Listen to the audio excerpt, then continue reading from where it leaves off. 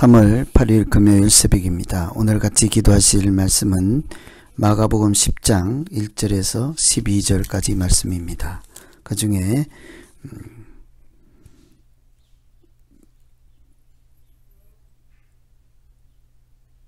7절, 8절, 9절 읽어드립니다. 이러므로 사람이 그 부모를 떠나서 그 둘이 한 몸이 될지니라. 이러한즉 이제 둘이 아니요 한 몸이니 그러므로 하나님이 짝지어 주신 것을 사람이 나누지 못할지니라 하시더라. 오늘 말씀 바로 앞에는 화목에 대한 말씀이 있었습니다. 너희 속에 소금을 두고 서로 화목하라.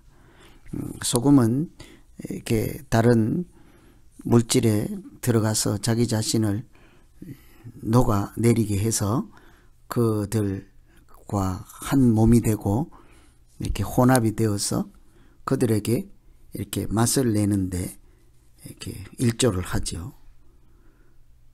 그렇게 화목하게 살아가는 사람들은 다른 사람들과 관계에서 자기 자신을 녹아내리기 위해서 손과 발이 하는 것, 가는 것, 눈이 보는 것 이런 것을 항상 주의하고 실족하게 하지 않는 것, 그런 사람들이 화목하게 살아갈 수 있습니다. 특히 가정에서 화목이라고 하는 것이 매우 중요하죠. 누구든지 가정에서 소금처럼 자기를 녹아내리지 못한다면 얼마든지 오늘 주제인 이혼의 대상이 될 것입니다. 사람들이 바리새인, 서기관 이런 사람들이 예수님께 아내를 버리는 것이 옳습니까? 라고 시비를 걸어올 때 예수님께서 하시는 대답을 통해서 우리의 믿음이 어떠해야 되는지, 특히 아내에 대한 바른 이해, 또 가정을 화목하게 하고 아내를 사랑하고 또 하나님을 사랑하는 믿음이 어떠해야 되는지를 살피면서 기도하시면 되겠습니다. 우선은 아내를 버려도 됩니까? 할 때 이런 소리 하지 않고 가정을 화목하게 하려면 아내에 대한 바른 이해가 있어야죠. 아내는 보호와 사랑의 대상이다 하는 이런 마음만 있으면 버릴 일이 없게 될 것입니다. 4절에 보시면 모세는 이혼 정서를 써주어 버리기를 허락하였나이다. 모세는 구약에 이혼을 할 수 있고 이혼 정서를 써주면 얼마든지 이혼을 할 수 있다. 그래서 사람들이 이혼을 하고 싶으면 그냥 아무렇게나 정서를 써주고 남발을 하죠. 오히려 이혼하는 그런 계기, 도구, 방편이 되었습니다. 그런데 이 이혼을 해도 좋다라고 정서를 써주게 된 배경은 실상은 그렇지 않습니다.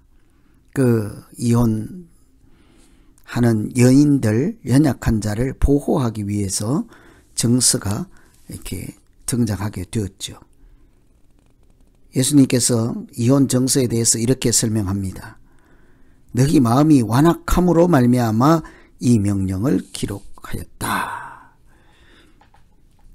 이혼 정서를 써주게 된 동기는 사람들이 그 여인을 정당하게 밖에 나가서 다른 사람과 이렇게 재혼을 해서 정상적인 사람으로 살아갈 수 있는 보호장치로서 이혼 정서를 써주게 하였습니다. 합법적으로 다시 결혼해서 혼자 사는 어려움, 약자로서의 비참하게 살아가는 것을 예방하기 위해서 정당한 결혼을 다시 보장해주는 방편이었죠. 그런데 사람들은 이것을 그냥 보호하는 차원이 아니라 자기 욕심을 채우고 이런저런 이유를 붙여서 이혼 정서를 남발하게 된 것입니다. 정서가 있든 없든 근본적으로 중요한 것은 이 정서가 나온 동기부터도 보호하자는 것이었으므로 자기 아내, 자기 가족, 자기 사람에 대해서 긍휼히 여기고 사랑으로 보살펴야 하는 대상이라 하는 것만 안다면 예수님께 버리는 것이 맞습니까? 맞지 않습니까? 물을 이유조차 없는 거죠. 베드로전서에 보면 아내와 동거하고 그를 더 연약한 그릇이요 생명의 은혜를 함께 이어받을 자로 알아야 한다. 귀히 여기라 하죠. 귀하게 여기고 사랑해야 하는 사람이 아내인 것입니다.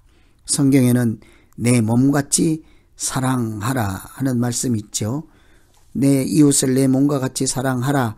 첫 번째 이웃이 바로 가족이지 않겠습니까? 아내요 남편이지 않겠습니까? 그래서 가정의 화목과 결혼의 화평을 위해서 서로를 보호와 사랑의 대상으로 인정할 때 그때 믿음으로 살아갈 수 있는 것입니다.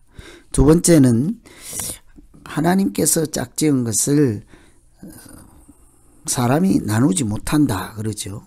9절에 보시면 하나님이 짝지어 주신 것을 사람이 나누지 못한다. 그래서 우리가 결혼 이혼에 대해서 이 사람은 하나님이 주신 사람이다 이 생각만 할 수만 있다면 세상이 이렇게 시끄럽지 않겠죠. 그래서 항상 우리가 서로를 대할 때 이 사람은 하나님이 보내준 사람, 하나님께서 짝지어준 사람, 하나님께서 정해준 사람, 하나님께서 인도해준 사람, 그렇다면 서로를 바라보는 마음이 달라질 것입니다. 하나님은 우리가 서로 돕는 배필로서 가정을 이루어서 하나님 나라라고 하는 그 천국, 하나님 나라를 지키고 보존하고 이렇게 관리할 수 있도록 우리에게 모든 것을 맡겨주셨습니다. 그때 그 하나님 나라 일을 하기 위해서 혼자서 하는 것을 이렇게 좋지 않게 생각하여서 그 일을 함께할 동역자로 돕는 배필을 붙여주셨습니다. 그래서 하나님께서 처음부터 목적도 하나님 나라를 세우는 일, 또 혼자 있는 것이 좋지 않아서 함께 하도록 붙여준 존재가 남편이요 아내라는 것이죠. 그래서 이런 근본적인 하나님이 짝지어준 사람이라는 것만 좀 생각할 수 있어도 우리가 교회에서든 이웃이든 다른 사람을 볼 때 이렇게 사랑으로 대할 수 있고 자기 욕심이 아닌 이렇게 하나님의 법을 생각하면서 대할 수 있게 될 것입니다. 그래서 가정이나 교회에서도 마찬가지죠. 우리가 서로 상대방을 첫째는 연약한 자요, 긍휼이 필요한 자요, 보호와 사랑의 대상으로 사람들을 보기 시작하면 그곳은 천국이 이루어지죠. 사람이 마음이 완악하여서 어떤 법을 만들어 주었다 하는 것을 기억하지 않더라도 저 사람은 하나님께서 사랑하시고 우리가 다 같이 지키고 보호해야 될 사람이다. 우리 가정에서 아내는 보호하고 지켜야 될 연약한 자로 사랑의 대상이다. 뿐만 아니라 하나님께서 보내주시고 짝지어 주시고 인도하신 사람이다. 이런 관점을 좀 가질 수만 있으면 우리가 살아가는 인생의 모양은 많이 달라지게 될 것입니다. 그래서 이 앞에 오늘 말씀 바로 앞에 소금 이야기가 있었습니다. 화목, 소금을 두고 너희 속에 소금을 두고 서로 화목하라. 화목하라 하는 그 말씀을 기억하며 소금이 맛을 잃으면 소용이 없는 것입니다.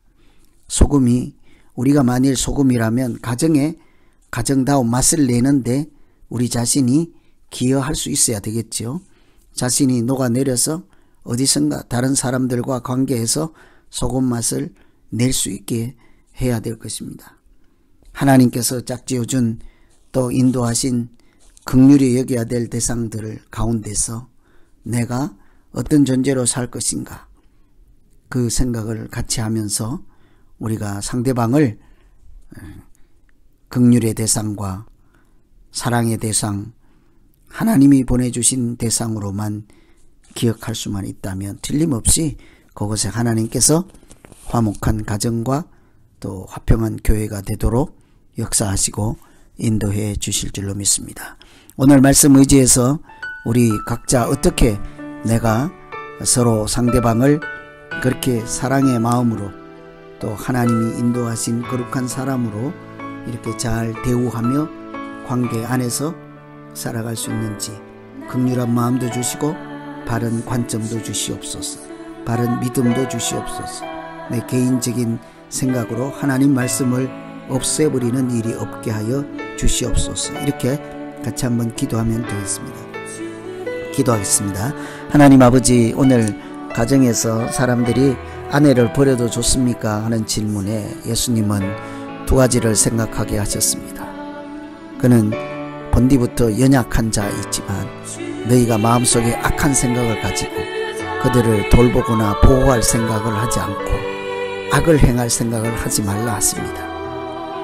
하나님께서 짝지은 것을 사람이 마음대로 이러쿵저러쿵 하지 말라 하는 것입니다.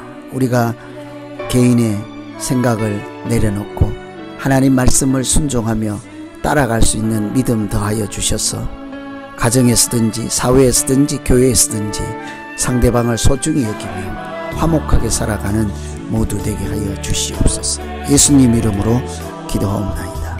아멘.